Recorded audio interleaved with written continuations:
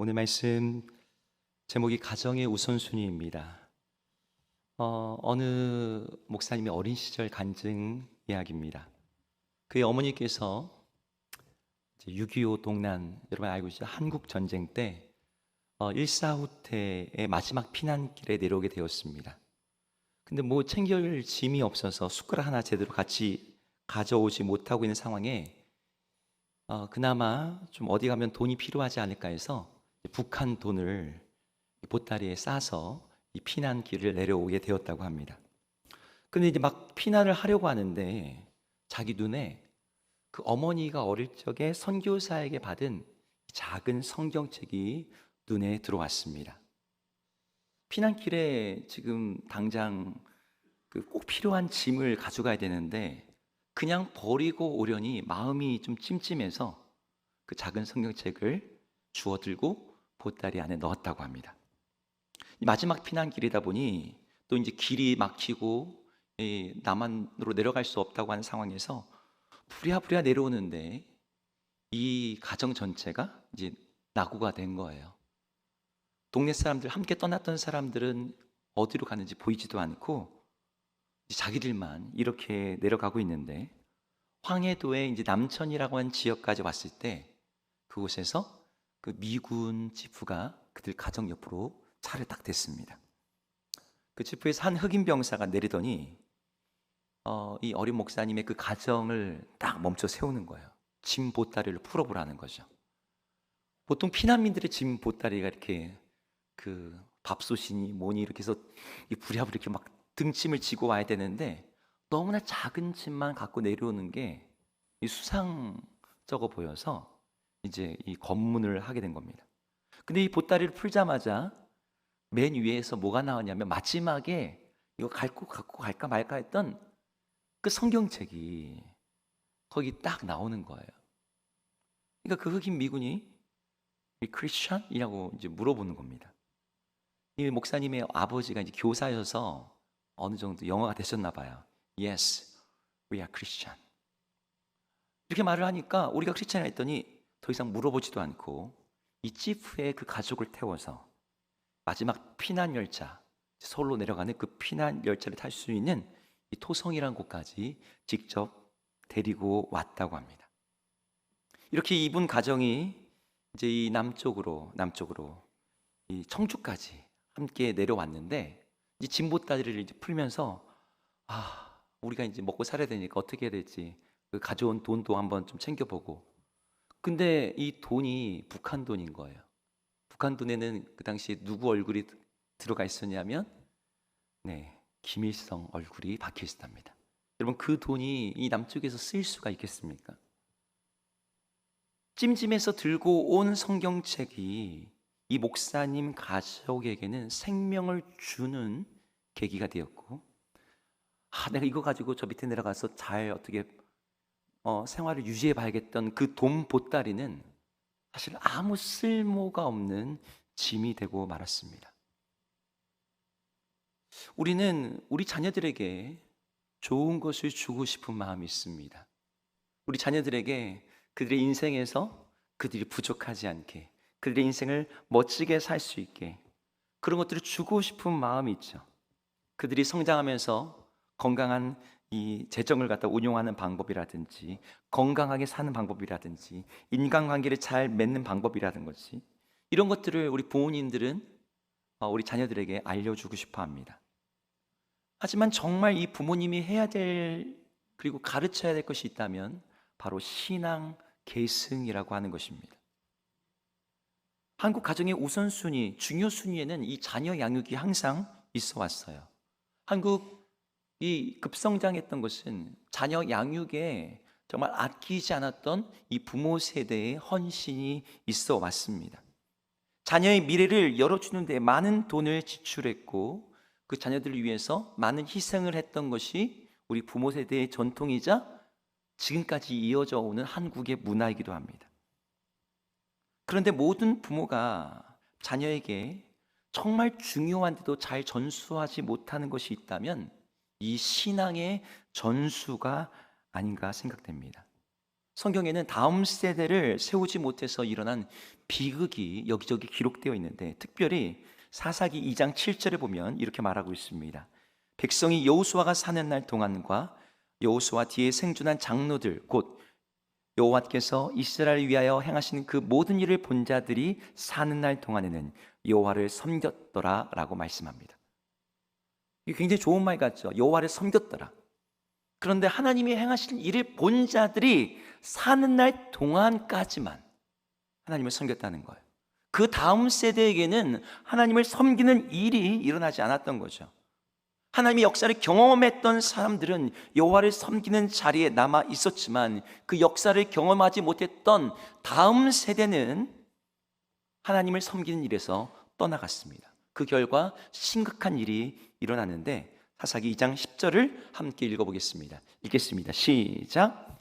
그 세대의 사람도 다 그 조상들에게 돌아갔고 그 후에 일어난 다른 세대는 여호와를 알지 못하며 여호와께서 이스라엘을 위하여 행하신 일도 알지 못하였더라.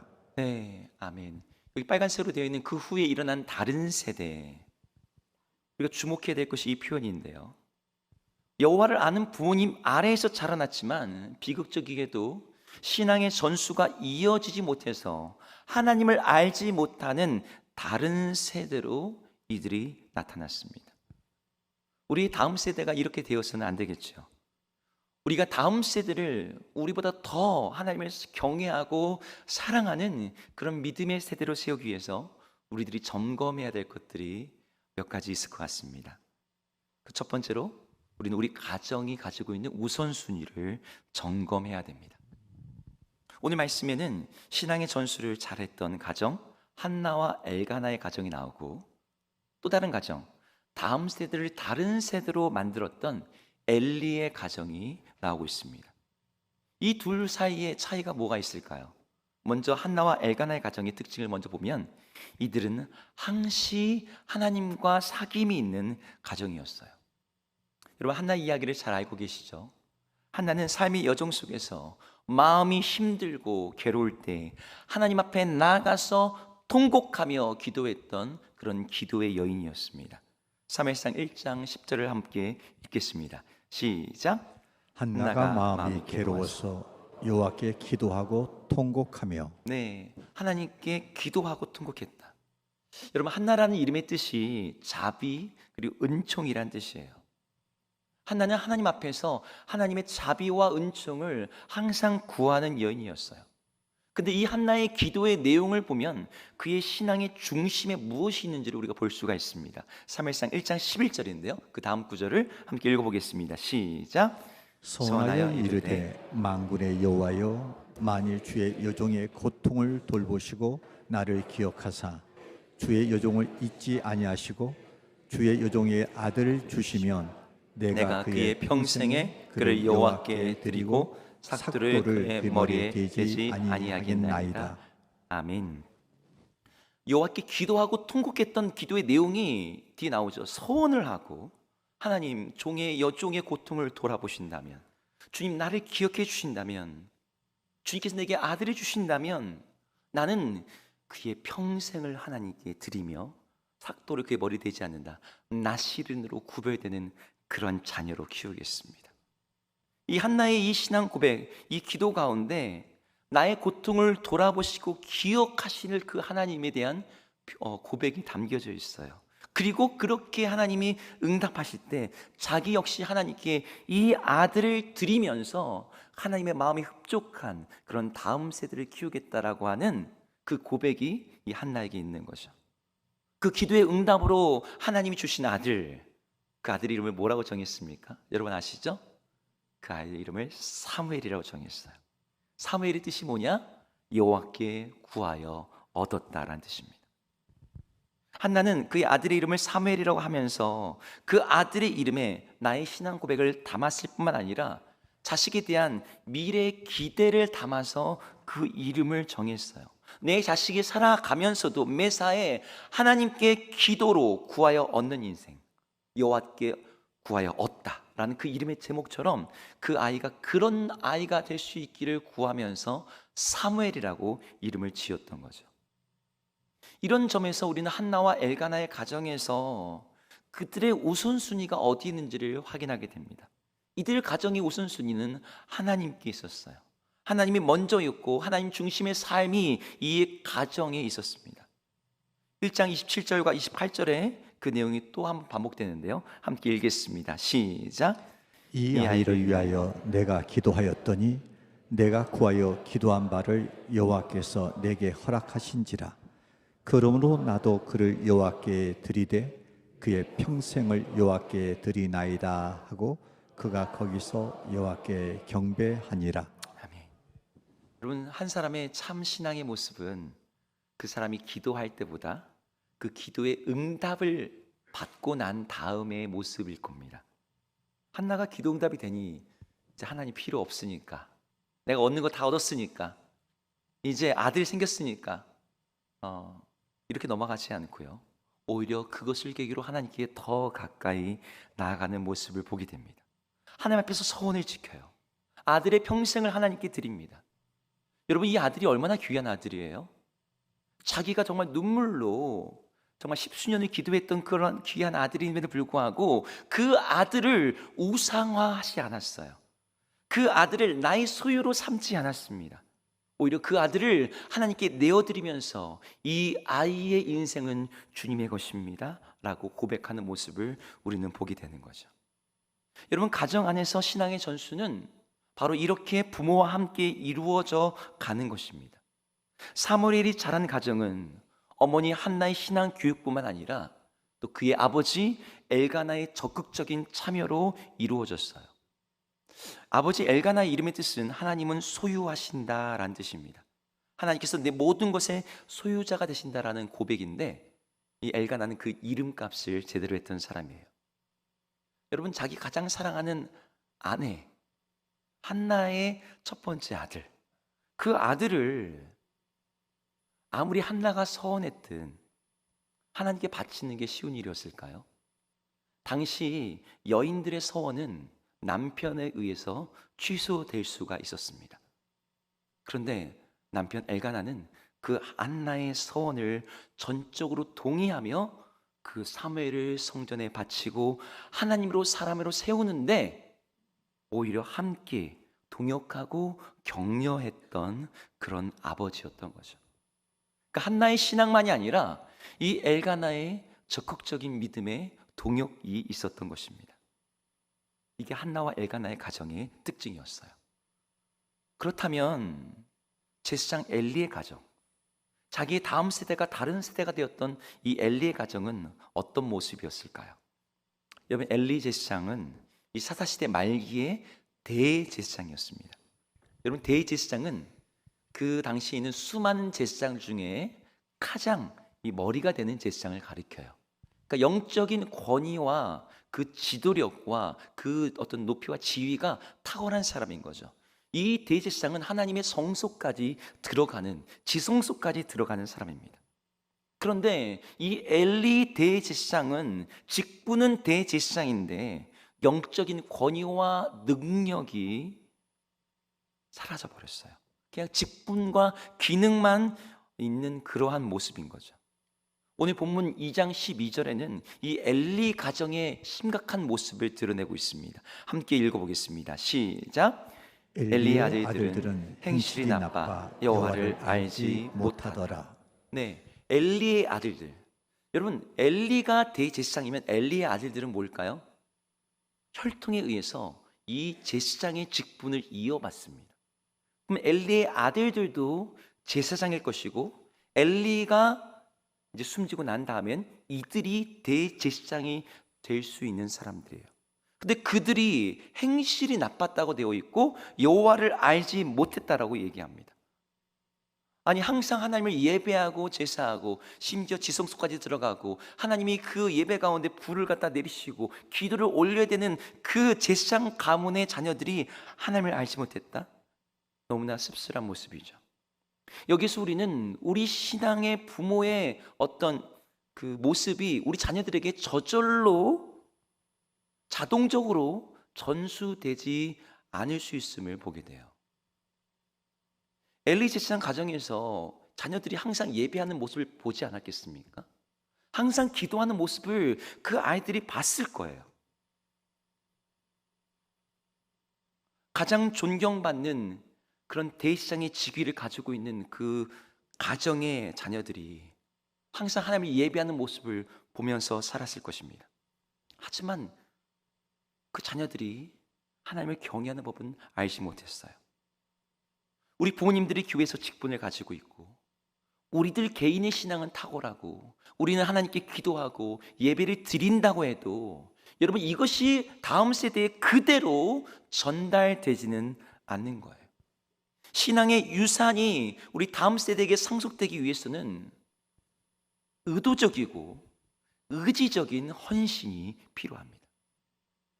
나 혼자 예수님 잘 믿는 것만으로는 부족한 거죠. 우리 자녀들을 믿음 안에서 키우기 위한 어떤 그 기도함이 있어야 됩니다. 제사장 엘리의 아들들의 행실이 나빴던 것은 1차적으로 이 엘리 제사장에게 책임이 있어요. 자녀들에게 신앙교육을 제대로 하지 않았기 때문인 거죠. 방치하였거나 방관했기 때문입니다. 우리는 엘리 제사장 가정에서 아들들에게 신앙교육을 하지 않았고 그냥 방관함으로 행실이 나빠 여호와를 알지 못하였던 것을 보면서 우리 자녀들이 어릴 때부터 하나님 중심의 삶을 살도록 여러분들이 말로, 입으로, 우리의 삶으로 교육해야 됨을 절실하게 깨닫게 됩니다. 우리 간절히 바라기는 우리 주사랑 모든 가족들이 여러분의 가정의 우선순위를 하나님 중심에 두고 자녀들을 하나님 중심의 삶을 살 수 있도록 신앙을 가르치고 전수하는 믿음의 가정이 되기를 주의 이름으로 축복합니다. 우리 다음 세대가 또 믿음의 세대로 세워지기 위해서 우리 가정이 점검해야 될 것이 있다면 또 뭐가 있을까요? 첫 번째가 우선순위를 돌아보는 것이라면, 두 번째는 우리 여호와 하나님 앞에서 우리가 바로 그 하나님 앞에 살고 있는지를 점검해 봐야 됩니다. 여러분, 영적인 타락은 반드시 도덕적인 타락으로 이어집니다. 영적으로 타락한 사람들은 누구든지 이 세상과 이 세상에 있는 것들, 만몬, 돈, 정욕, 탐심의 포로가 될 수밖에 없어요. 오늘 말씀에 보면은 하나님 중심의 우선순위를 두지 못함으로 말미암아 영적으로 타락한 엘리의 아들들의 악행이 기록되어 있습니다. 이 엘리 제사장의 아들들의 영적인 타락, 그것은 하나님의 제사를 멸시함으로 나타났는데요. 오늘 2장 17절을 함께 읽어보겠습니다. 읽겠습니다. 시작. 이 소년들의 죄가 여호와 앞에 심히 크면 그들이 여호와의 제사를 멸시함이었더라. 네, 신앙이 없었던 엘리 제사장 아들들의 죄는 여호와의 죄를 멸시함으로 나타났어요.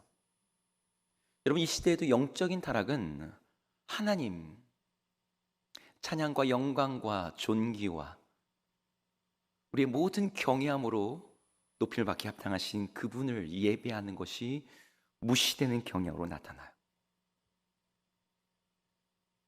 우리 모든 사람들은 하나님을 경외하는 존재로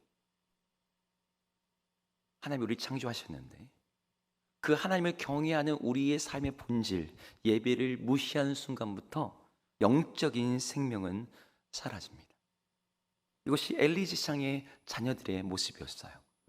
이들의 영적인 타락은 단지 예배를 무시하는 모습으로 그치지 않고 그들의 순결함과 성결함의 삶이 무너지는 모습으로 또한 나타납니다. 2장 22절을 다 함께 읽겠습니다. 시작. 엘리가 매우 늙었더니 그의 아들들이 온 이스라엘에게 행한 모든 일과 회막문에서 수종드는 여인들과 동침하였음을 듣고. 네, 여러분, 이스라엘의 영적인 마지막 어떤 그 보루가 되어줄 성막 안에서 정말 일어나서는 안 되는 일이 일어나고 있는 거죠. 여기 지금 엘리 제사장의 가문의 아주 그 참혹한 모습이었습니다. 사실 사무엘이 자라났던 그리고 엘리 제사장의 이 시대는 영적으로 어두운 시기였죠. 그래서 하나님을 바르게 예배하는 자들이 참으로 드물었습니다. 엘리 제사장의 가문만 봐도 우리는 그걸 짐작할 수 있어요. 그런데 의외인 것은 사무엘은 하나님을 경외하는 사람으로 바르게 자라났다는 거예요. 목사님, 우리 시대가 어두우니까 요즘에 다 그렇잖아요. 요즘에 믿음으로 키우기 정말 어렵지 않습니까? 우리 부모님 세대야 어떤지 모르지만 이 시대에 우리 자녀들이 제 말 잘 듣나요? 그런데 이런 시대에도 믿음 안에서 하나님을 잘 경외하는 사람으로 자라나는 우리 다음 세대가 있는 거죠. 우리가 이 시대를 탓할 것이 아니라 우리가 우리의 자녀들을 어떻게 바르게 성장시킬 수 있는가를 함께 고민해야 돼요. 앞에서 말씀드렸듯이 하나님 앞에서라고 하는 것을 이 사무엘의 가정은 붙잡고 있었습니다. 사무엘 어렸을 때부터 신앙적인 면에서 바른 형식과 본질을 알고 성장했는데 오늘 2장 18절에는 이렇게 이야기하고 있습니다. 함께 읽어보겠습니다. 시작. 사무엘은 어렸을 때에 세마포 에봇을 입고 여호와 앞에서 섬겼더라. 아멘. 여기 보니까 세마포 에봇을 입었다는 말이 나와요. 이것은 무엇이냐면 하나님 앞에서 그냥 예배했다가 아니라 형식을 갖추고 하나님을 잘 섬기는 모습을 보여줍니다. 그런데 그 뒤에 뭐라고 설명되고 있습니까? 세마포 에봇을 입고 여호와 앞에서 섬겼더라. 여호와 앞에서. 사무엘이 무슨 하나님 앞에 서 있는 사람입니까? 사무엘이 지금 뭐 하나님을 대면하는 사람도 아닌데 그의 어떤 삶에 그 어머니가 그에게 입혀줬던 세마포 옷을 입으면서 어머니 한나가 너는 하나님 앞에 있는 자야. 너는 하나님 앞에서 하나님을 섬기는 자야. 라는 그런 메시지가 이 어린 사무엘에게 계속해서 주어졌던 것이죠. 여러분 여기서 중요한 것은 하나님 앞에서라는 말이에요. 여러분 우리 신앙생활의 핵심은 바로 이 여호와 앞에서입니다. 신앙은 우리가 세상 사람들 앞에서 어떻게 사느냐 이것 이전에 우리가 하나님 앞에서 어떻게 어떤 존재로 어떤 모습으로 있느냐예요. 신앙은 하나님을 의식하며 하나님 앞에서 자라가는 것입니다. 그래서 종교 개혁자들은 그들의 신앙의 표어를 그들의 신앙을 함축하는 한 문장을 바로 코람데오 내가 하나님 앞에 있다 라는 문장에 두었어요. 이것을 그 가정이 붙잡았을 때 그 가정이 특별한 가정이 되었던 것이죠. 사무엘이 하나님 앞에서 정말 바른 형식을 갖추고 신앙의 본질 하나님 앞에서 서 있었던 것은 바로 그 어머니 한나의 사랑과 정성이 있었어요. 사무엘에게 매년마다 한나가 옷을 입혀다 줍니다. 2장 19절을 함께 읽어볼까요? 같이 읽겠습니다. 시작. 그의 어머니가 매년 드리는 제사를 드리러 그의 남편과 함께 올라갈 때마다 작은 겉옷을 지어다가 그에게 주었더니 저는 이 구절을 보면 참 특별한 마음이 느껴집니다. 여러분 어린 자녀를 성막에다 두고 1년에 기껏해야 3차례 정도 볼 수 있어요. 근데 그 아이를 위해서 아빠와 함께 올라갈 때 작은 옷을 그 아이가 얼마큼 자랄 수 있지 그걸 짐작하면서 옷을 지어다 주는 거죠. 그 옷이 하루 아침에 뚝딱뚝딱 지어지는 게 아니잖아요. 옷감을 짜고 여러분 지금부터 3,000년 전 이야기예요. 3,000년 전에 옷감을 어떻게 짰을까요? 옷을 어떻게 만들었을까요? 그 겉옷을 만들 때마다 이 어머니의 기도가 그 마음이 사랑이 그 옷에 담기지 않았겠습니까? 사무엘은 그 어머니가 지어다 준 그 옷을 읽으면서 내가 비록 어머니와 떨어져 살지만 어머니의 신앙에 따라서 내가 이곳에서 하나님을 예배하는 자로 살고 있지만 부모님이 나를 미워해서 혹은 나랑 떨어지고 싶어서가 아니라 나를 정말 사랑하시기에 나를 이곳에 두셨구나 라는 그 마음에 그 감동과 동의를 받았을 것 같아요. 여러분 사람은 참 사람을 경험하면 그 마음에 죄의 유혹에서부터 그것을 버티고 그 미혹을 견딜 수 있는 힘을 갖게 됩니다. 하지만 사랑을 충분히 받지 못한 사람들은 육체적으로나 정서적으로나 굉장히 그런 죄악에 취약해진다고 해요. 인간 내면의 구조는 지성과 감정과 의지로 되어 있습니다. 우리의 존재는 영적인 측면만큼이나 이 정서적 측면이 중요해요. 정서적인 측면에서 무너지면 영적인 면에서도 쉽게 건강을 잃을 수 있는 거죠. 그러기에 우리 부모들은 신앙 교육을 잘 하는 것을 강조할 뿐만 아니라 믿음의 부모로서 그리고 우리 자녀들의 사랑의 부모로서 정서적인 면도 함께 충족해주는 부모가 되어야 될 줄로 믿습니다. 아이들이 정서적으로 안정될 수 있도록 그들에게 하나님의 사랑을 흘려보내게 된다면 그 아이들은 그 부모님이 가지고 있는 그 신앙이 어떠한 신앙이고 그 신앙이 부모님의 사랑 안에서 내가 어떻게 붙잡아야 될 가치인지를 붙잡고 그것을 지키게 됩니다.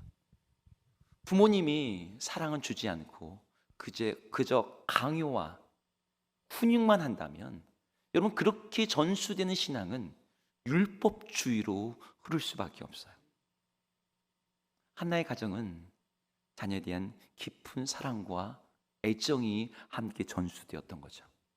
반면에 엘리 가정은 엘리가 제사장으로서 누리는 그 부와 명예와 권력을 가지고 있어서 그 자녀들에게도 그것들이 동일하게 전수되고 있는지 모르지만 하나님 앞에서 바르게 사는 삶의 자세는 전수되지 않았어요. 엘리의 가정에는 하나님의 임재가 사라진 지 오래였습니다. 하나님과 친밀한 사귐이 없는 거죠. 그 가정에는 신앙의 어떤 그 골격만 남아있지, 형식만 남아있지, 그 안에 진실한 애정과 어떤 그 마음에 소통되는 그런 감정의 교류가 없었습니다. 우리가 항상 조심해야 될 것은 바로 우리 신앙이 형식과 기능만 남는 거예요. 하나님 향한 경외함과 사랑함이 없는 그렇게 형식만 남아있는 것만 전수할 때 그 자녀들이 오늘 이렇게 되는 거죠. 우리 가정에서 자녀들에게 정말 바르게 신앙이 전수되기를 원한다면 우리는 이렇게 서로에게 질문해 봐야 되는 거예요. 부모로서 나는 정말 과연 하나님 앞에 서 있는 사람인가? 그리고 나는 그 하나님 앞에서 하나님과의 사귐이, 그리고 주님과의 친밀함이, 주님이 나와 함께 하시는 그 삶의 증거들이, 그리고 내 삶에 하나님의 임재와 현존함이 과연 있는가를 우리는 스스로에게 질문해 봐야 돼요. 만약 그런 것이 없는 상태에서 우리 자녀들에게 신앙을 갖다 전수한다고 하면 그렇게 전수되는 신앙은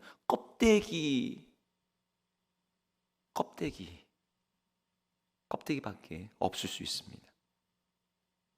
오늘 한나에게는 있고 엘리 가정이 없는 것, 그것이 무엇이겠습니까? 오늘 2장 29절 함께 읽어보겠습니다. 있습니다. 시작. 너희는 어찌하여 내가 내 저소에서 명령한 내 재물과 예물을 밟으며 내 아들들을 나보다 더 중히 여겨 내 백성 이스라엘이 드리는 가장 좋은 곳으로 너희들을 살찌게 하느냐? 네, 이 본문을 한번 그대로 잠깐만 띄워놔 주세요. 이 말씀이 하나님께서 지금 엘리 제사장에게 책망하는 말씀이에요. 하나님 엘리 제사장의 아들을 책망하시는 대신에 엘리 제사장을 직접 책망하십니다. 아버지의 역할을 제대로 하지 못한 것을 책망하고 있어요. 여기 책망의 대상에 너희라고 하는데 이 너희는 엘리의 두 아들만이 아니라 엘리 제사장까지도 가리키는 단어입니다. 그들이 어떠한 잘못을 저질렀대요? 제물과 예물을 밟았다고 말합니다. 이게 두 아들의 제사를 업신 여긴 것만을 가리키는 것이 아닌 거죠. 앞에서 언급되었지만 엘리의 두 아들은 하나님께 드릴 때의 그 제물을 미리 가로채는 일들을 했어요. 하나님이 세우신 이 구속의 제사 제도를 업신 여기는 그런 범죄 행위를 했습니다. 그런데 그 일에 있어서 여러분 이 모든 제사를 관장하는 사람이 누구예요? 엘리 대제사장이에요. 그는 하나님의 성막에서 시행되는 모든 제사를 거룩하게 보존하고 유지시켜야 될 책임과 권한을 가지고 있는 사람이에요. 근데 그 엘리 대제사장이 그 일에 있어서 만약에 다른 제사장들이 그렇게 했다, 여러분 그냥 넘어갔을까요? 근데 자기 두 아들이 그런 악행을 했을 때는 그걸 그냥 넘어가고 있는 거예요. 그런 면에서 엘리 제사장은 자기 두 아들들과 동일한 차원의 범죄자인 것이죠. 내 아들들을 나보다 더 중히 여겼다라는 이 말에서 엘리 제사장은 분명 하나님보다 자기 아들들을 더 중히 여겼다는 것을 우리는 알 수 있습니다. 대제사장으로서 엘리는 그 누구보다도 하나님 중심의 삶, 하나님 우선순위의 삶, 여호와 앞에 있는 삶을 살아야 되는 자임에도 불구하고 성수의 모든 규례와 제사를 책임지는 사명을 가진 삶에도 불구하고 그 일을 제대로 하지 못했어요. 자기 아들들에 대해서 말한 내용을 보면은 그냥 점잖은 그런 충고 정도의 말만 나옵니다. 24절을 함께 읽어보겠습니다. 시작. 내 아들들아 그리하지 말라. 내게 들리는 소문이 좋지 아니하니라. 너희가 여호와의 백성으로 범죄하게 하는도다. 엘리가 대제사장으로 직무를 유기했음이 오늘 본문에 나옵니다. 내 아들아 그리하지 말라. 소문이 좋지 않다. 너네가 범죄하고 있다, 이런 어떤 핵심적인 말을 갖다 말하지 않고 소문이 좋지 않으니까 조금 남들 시선 좀 이렇게 보면서 해, 적당히 해, 뭐 이 정도의 권면을 하고 있는 거죠. 엘리 지장은 자기 아들 홈니와 비느하스를 사랑했겠죠. 그 아들들이 잘 되기를 바랐을 겁니다. 하지만 그 사랑은 잘못된 사랑이었어요. 맹목적이고 무분별하고 하나님을 두려워하면서 하나님을 바로 섬기는 것을 가르치지 않고 말씀과 교훈과 책망과 바르게 함과 의로 교육하는 어떤 그런 삶으로 이끌지 않고 그들이 망하는 길로 그들을 내어놓는 그런 왜곡된 사랑을 보여줬습니다. 그러다 보니 하나님을 정말 사랑해서 하나님께 오는 그 복을 누리는 자녀들이 아니라 신앙의 전수가 이루어지지 않아서 하나님께서 그들을 진멸하시겠다라고 말씀하시는 그런 자녀들로 만들게 된 것이죠. 오늘 엘리 지장에게 하신 하나님의 말씀의 마지막 결론이 30절에 나오는데요. 30절을 다 함께 읽어보겠습니다. 시작. 나를 존중히 여기는 자를 내가 존중히 여기고 나를 멸시하는 자를 내가 경멸하리라. 아멘. 여러분, 이 말씀이 우리들에게만이 아니라 우리 자녀들에게도 그대로 이루어질 말씀입니다. 하나님을 존중히 여기는 부모는 자녀들에게 하나님을 존중히 여기는 삶, 하나님을 경외하는 삶, 하나님 우선의 삶, 하나님 중심의 삶, 여호와 앞에서의 삶을 살 수 있도록 그들에게 가르칩니다. 왜? 그런 삶을 사는 것이 하나님의 존중히 여기심을 받는 인생이 될 것이기 때문이죠. 반대로 하나님을 멸시하는 삶, 예배 드리는 것이 대충 하나님을 예배하고 하나님의 뜻대로 살고 하나님을 기쁘시게 하는 그 일이 내 인생에서 하나도 중요하지 않고 우선순위 안에 들어가지 않는 그런 자녀들로 만약 키우신다면 그럼 그 자녀들은 하나님께서 경멸히 여기시는 자녀들이 될 수밖에 없습니다. 혹시라도 지금 우리의 자녀가 하나님이 떠나 있다면, 이미 하나님 안에 있다고 해도 우리는 이 씨름을 계속해야 됩니다. 우리 부모님 여러분들이 다음 세대가 우리 신앙의 유산을 가지고 전수되었음에도 불구하고 하나님을 진정으로 알지 못하는 다른 세대가 되지 않도록 이 엘리의 길이 아니라 한나의 길을 걸어갈 수 있는 우리 다음 세대가 될 수 있도록 여러분이 그렇게 함께 기도하고 자녀를 키워나가기를 주의 이름으로 축복합니다. 잘 되는 집이 우리 자녀와 자손을 세우는 일에 정말 열심을 다한다면 잘 되는 교회는 청년과 다음 세대를 세우는 일에 최선을 다합니다. 여러분, 신앙의 전수는 우리 가정에서든 교회에서든 선택이 아니라 우리의 삶의 사명의 본질이라는 것을 기억하면서 그 사명을 잘 감당하는 여러분 되시기를 축복합니다. 특별히 오늘 착금 사역자 주일을 맞이해서 교회 안에서 다음 세대를 세우기 위해 수고하는 우리 착금 사역자들과 또 작년 세우기들을 세우기 위해 불철주야 애써주시는 셀리더 위에, 그리고 우리 다음 세대를 믿음으로 키우기 위해서 수고하는 우리 모든 부모님들 위해 하나님의 은혜와 축복이 함께하기를 축복합니다. 지난주 공휴일에 수요일에 공휴일이었잖아요. 그런데 가족끼리 시간을 보내지 않고 어떤 그 선생님께서 자기 반 아이들을 교회로 다 부르신 거예요. 불러놓고 아이들과 게임을 하고 치킨을 사주면서 교제를 하는 장면을 보았습니다. 이분도 가정이 있고 자녀들이 있으시거든요. 근데 그 자기 반 아이들을 케어하겠다고 그렇게 시간을 보내시더라고요. 그 귀한 헌신에 정말 마음이 저도 뭉클했습니다. 우리 사람을 세우기에 수고한 우리 모든 분들, 그들에게 하나님의 영광의 면류관이 함께 있을 것입니다.